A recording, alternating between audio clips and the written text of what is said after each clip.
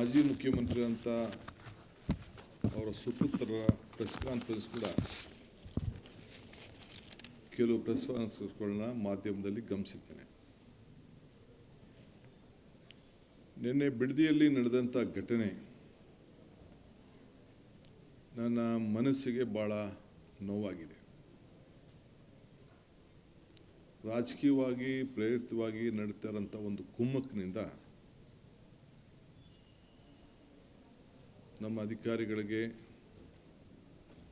ಬೇಕಾದಷ್ಟು ತಂದೆ ಆದಂಥ ಪಾಪ ರೈತರನ್ನ ತಪ್ಪುದಾರಿಗಿಳಿಯುವಂಥ ಒಂದು ವ್ಯವಸ್ಥೆ, ದೊಡ್ಡ ಸಂಚು ನಡೀತಾ ಇದೆ.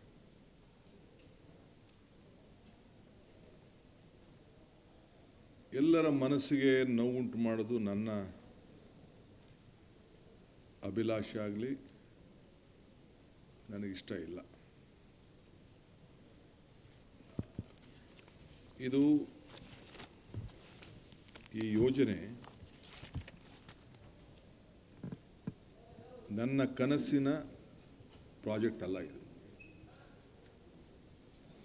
ಯಾವತ್ತೂ ಕೂಡ ನಾನು ನನ್ನ ಕನಸಿನ ಯೋಜನೆ ಈ ಬಿಡದಿ ಟೌನ್ಶಿಪ್ ಅಂತ ನಾನು ಹೇಳೇ ಇಲ್ಲ.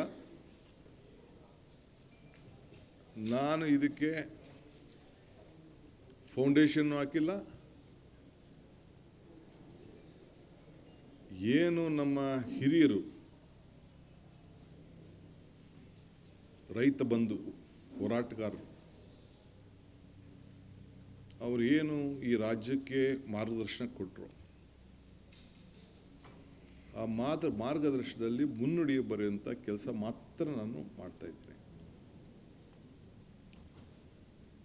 ಅನೇಕ ಮುಖ್ಯಮಂತ್ರಿಗಳು, ಇಂಡಸ್ಟ್ರೀಸ್ ಮಿನಿಸ್ಟರ್ಸ್ ಏನು ತೀರ್ಮಾನಗಳನ್ನು ಮಾಡ್ಕೊಂಡು ಬಂದರು ಅದನ್ನು ನಾನು ಮುಂದುವರಿಸಿ ಅಂತ ಹೇಳಿದ್ದೇನೆ.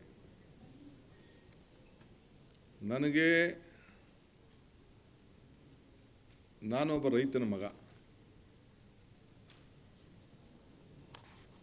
ನಾನು ಕಪಟ ವ್ಯವಸಾಯ ಮಾಡದೇ ಇದ್ರೂ ಕೂಡ